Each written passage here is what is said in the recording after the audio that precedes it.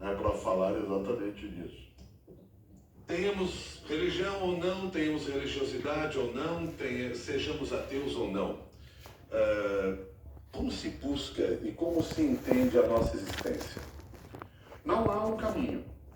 Há uma grande questão que a filosofia traz, que veio à tona especialmente por um filósofo alemão chamado Martin Heidegger, um filósofo que nasceu em 1889 e morreu em 1976, um dos maiores pensadores do mundo contemporâneo, de personalidade até discutida, porque ele aceitou ser reitor nomeado pelo regime nazista, mas isso não retirou, né, a grande marca da filosofia que ele trouxe. E Heidegger diz o seguinte, Milton, e é uma grande e a única questão na vida o que eu vou falar agora, parênteses, é muito abstrato, mas é necessário que a gente dê o passo. Ele dizia, por que existe alguma coisa e não nada?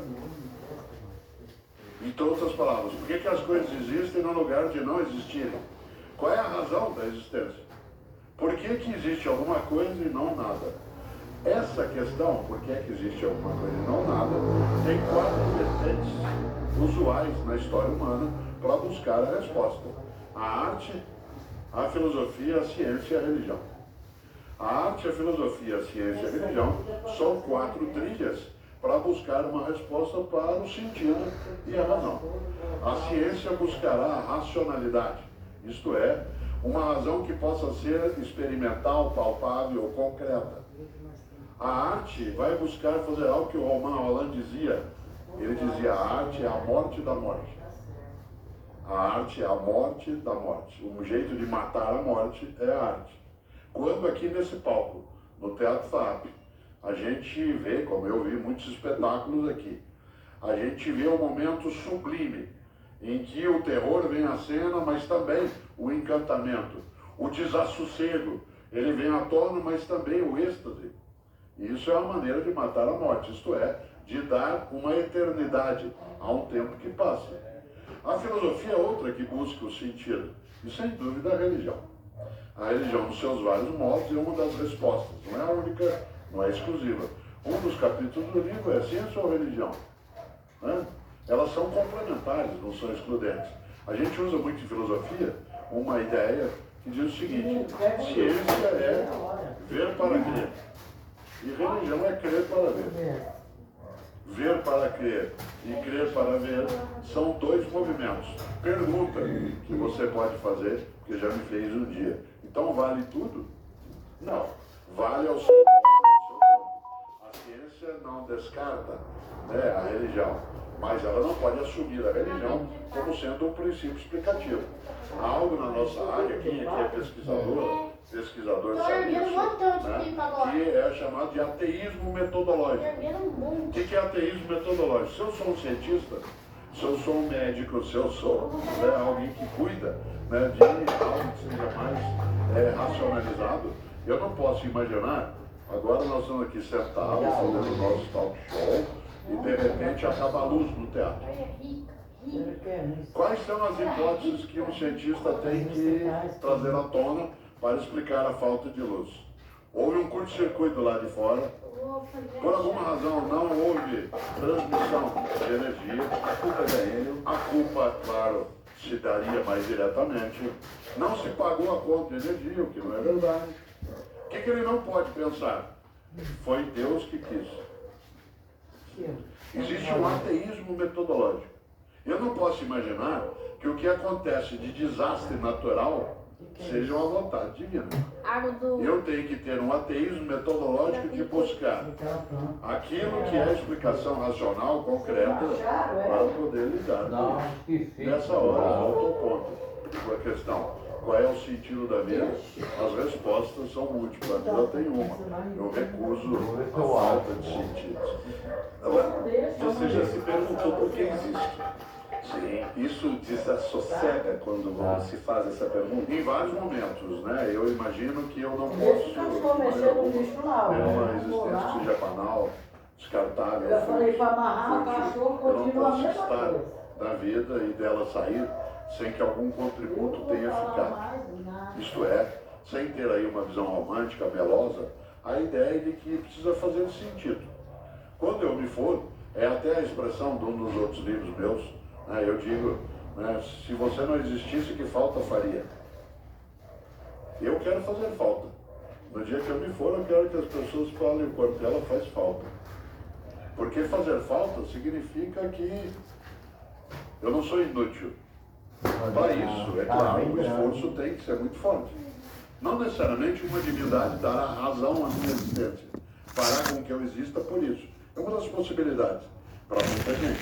Mas para mim, independentemente de divindades ou divindades stricto sensu, eu não quero não fazer falta. Eu quero sim que as pessoas digam, não, ele faz falta. Se ele estivesse aqui, as coisas seriam mais férteis. Não sei como você vai entender isso que eu vou lhe dizer. Por enquanto você não faz falta. Eu sei. Porque presente está e espero que não faça falta tão cedo. Eu sei, falam isso muito de professores de filosofia. Não, o senhor não faz falta. Eu entendi o qual fato. Vamos lá. Deixa eu pegar uma coisa muito recente. Você até esses tempos atrás, um outro livro que você escreveu, que você fala sobre a pergunta, você reescreveu ou relançou por causa dessa coisa que está mexendo com a nossa vida, que é a inteligência artificial. Muitos pensam que Deus tem resposta para tudo.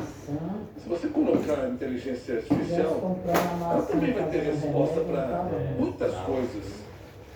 Nós vamos transformar a tecnologia e a inteligência artificial num novo Deus? Pode ser. Pode ser. Afinal de contas, se há alguma coisa especial dentro da arte e da literatura, é quando Arthur Clarke escreveu em 2001 Odisseia no Espaço, e depois Stanley Kubrick transformou isso em filme nos anos 1960. Para quem tem mais idade como eu, que assistiu o filme no cinema em tela grande, eu assisti no Cine na cidade de São Paulo, que ficava na Avenida São João. Quem aqui se lembra do Cine Comodoro, aproveite, porque essa memória desapareceu. Né? E uma das coisas boas era um cinema para 1.600 lugares. Naquela tela imensa, porque era um cinerama, na Avenida São João, há um momento em que é apavorante, quando o computador dentro da nave, que começa a tomar decisões por si próprio, ele no dia a dia cumprimenta o astronauta dizendo Good Morning, Dave. Né? E aquele Good Morning, Dave que ele faz é algo que já é marcado pelo cinismo, que ele já está, o computador, tomando providências para que os humanos percam o total controle. A inteligência artificial, quando deificada, isto é, tornada uma força além do nosso controle, ela tem essa substitutividade de Deus. Também pode ser demonizada, né, colocada como uma força malévola. Dependerá do nosso caminho. Nesse sentido, eu não tenho nenhuma visão triunfalista, né, imaginando que nos redimirá, e nem catastrofista de que vai nos danar.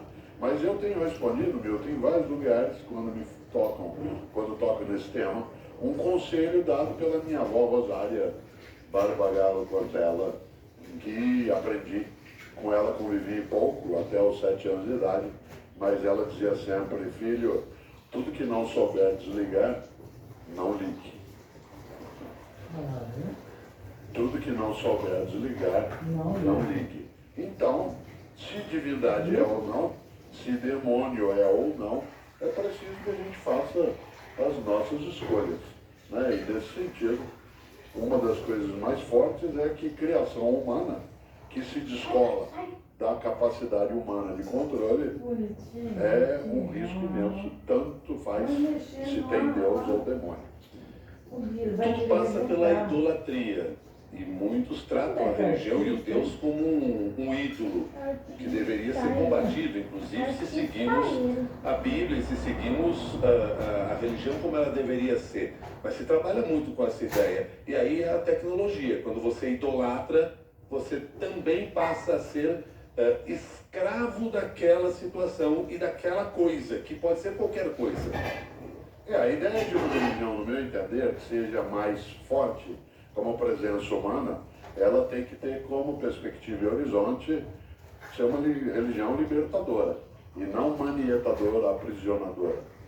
Quando Freud traz a reflexão sobre a religião como negativa à ação, evidentemente ele fala do quanto que alguém que se aprisiona em algo que não tem autonomia, acaba perdendo sua identidade. E nesse sentido, tanto Marx, quanto Nietzsche, quanto Freud, são pensadores que trouxeram à tona uma reflexão e um alerta para que a gente não embarque numa percepção idolátrica na religião. Nem todas as religiões recusam a idolatria. Nem a Bíblia, ela afasta isso na totalidade. A parte, né, antiga da Bíblia cristã, que é a parte não cristã, a parte judaica, ela sim traz a ideia de que é preciso recusar os ídolos, mas idolatrar a divindade. Nesse sentido, não de imagem, mas de como adoração, né, dessa percepção.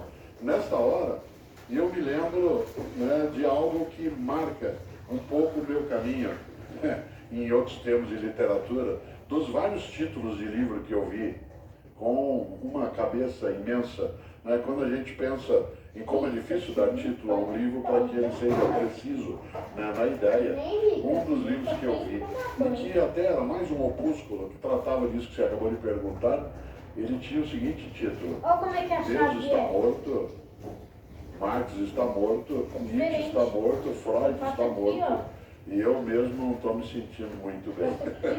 Aí ela vem pelo meio, aí que ela vem. Professor Mário Sérgio Cortella, muito obrigado pela oportunidade que você nos deu de refletir sobre esse tema, trazendo a nós o livro Deus nos livre, entusiasmos e desassossegos ligados à religião, religiosidade e espiritualidade, livro este publicado pela editora Vozes. Muito obrigado e até uma próxima. Abraço. CBN, Show da Notícia.